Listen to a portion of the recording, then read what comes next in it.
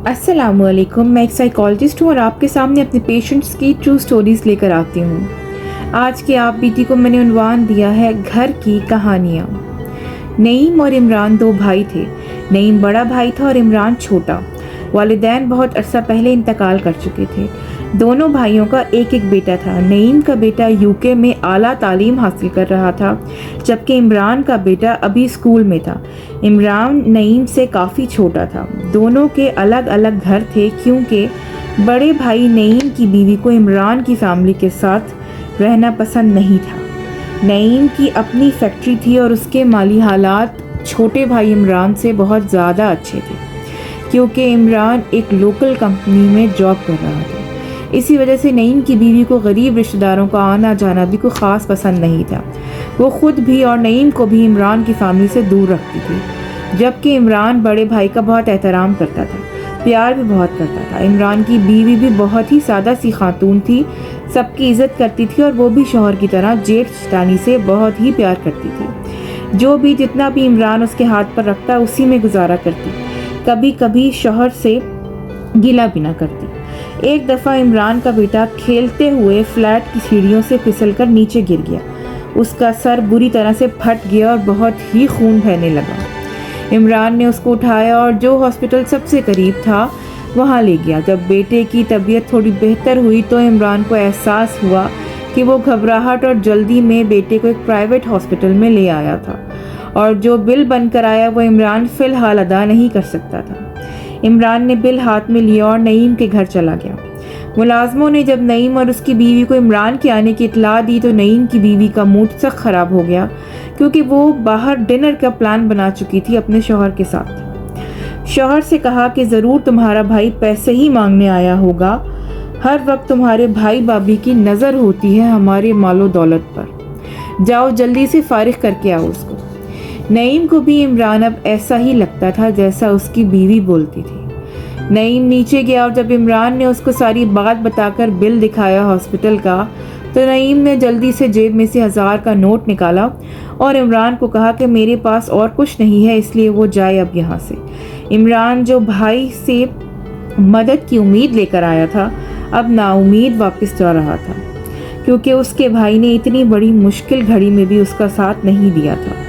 دکھ اس کو اس بات کا تھا کہ اپنی بیوی کی طرح نعیم نے بھی اب اس کو ذلیل کرنا شروع کر دیا تھا۔ اب عمران نے فیصلہ کر لیا تھا کہ بے شک وہ اپنے بھائی سے بہت محبت کرتا ہے، لیکن اب آئندہ وہاں نہ خود جائے گا اور نہ ہی اپنی بیوی بچوں کو لے کر جائے گا۔ کچھ عرصے بعد عمران کا ایک دوست شاداب اس کے گھر آیا۔ عمران کو شاداب بہت کمزور لگا تھا۔ وہ عمران کا بہت اچھا اور پرانا دوست تھا۔ جب شاداب نے اپنا کاروبار شروع کیا تھا تو عمران نے اس کی بہت مدد کی تھی۔ اپنی جاب کے بعد پھر پوری رات اس کے ساتھ کام کرتا تھا۔ عمران کے لیے شاداب اپنی فیملی جیسا تھا، کیونکہ اس نے شادی نہیں کی تھی اور بالکل اکیلا تھا۔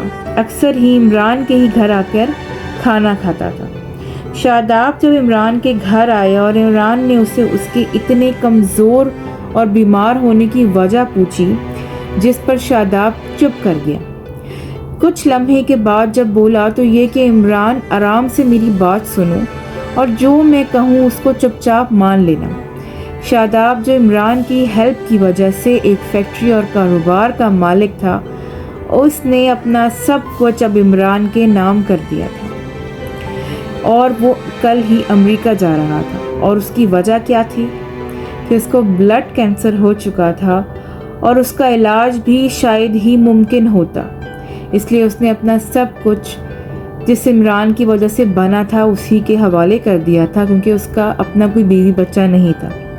عمران کو بہت دکھ ہوا اور وہ رونے لگا، لیکن شاداب بس چپ چاپ اٹھا اور وہاں سے چلا گیا۔ اللہ نے عمران کو اس کے صبر کا پھل ہی دیا تھا۔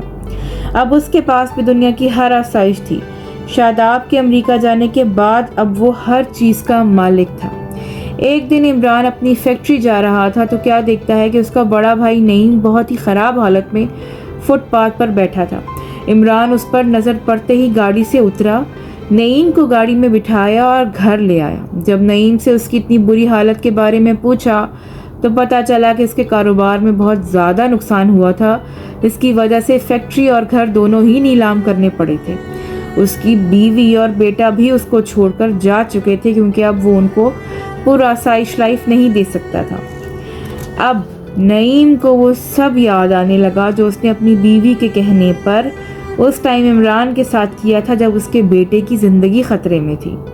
لیکن عمران اور اس کی بیوی کا دل بہت ہی بڑا تھا۔ دونوں نے ایک بار پھر سے نعیم کو معاف کر کے اپنے پاس ہی روک لیا تھا۔ بہت شکریہ، یہ سٹوری میں آپ کے سامنے رکھتی ہوں، اب کمنٹس میں ضرور بتائیے گا۔ اللہ حافظ۔